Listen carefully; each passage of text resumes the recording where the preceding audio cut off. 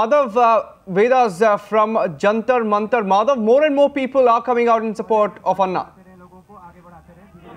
Yes, well, but let me just bring you up to speed with the latest development. Anna Hazare has replied to Sonia Gandhi's letter yesterday.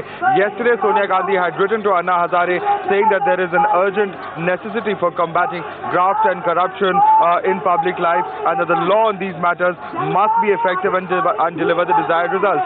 Anna Hazare has now replied to Sonia Gandhi's letter.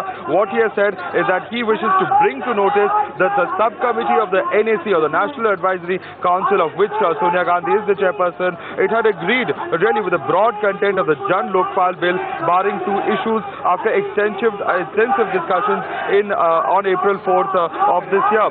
Also, in fact, requesting her that in the full meeting of the NAC, this draft bill must be discussed at the earliest, and this must be recommended to the government as well.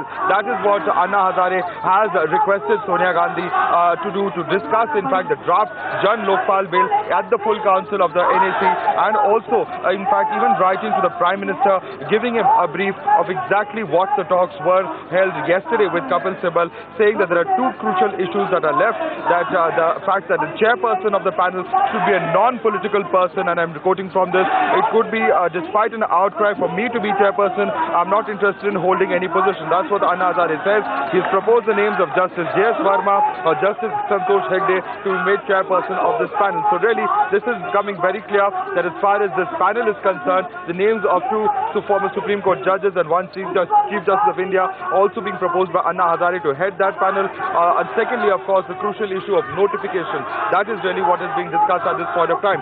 So very important that Anna Hazare has now replied to what Sonia Gandhi had written to Anna Hazare yesterday, and also writing at the same time to the Prime Minister, requesting them to consider this, really, of course, putting more pressure on them to try and find a resolution to this entire issue.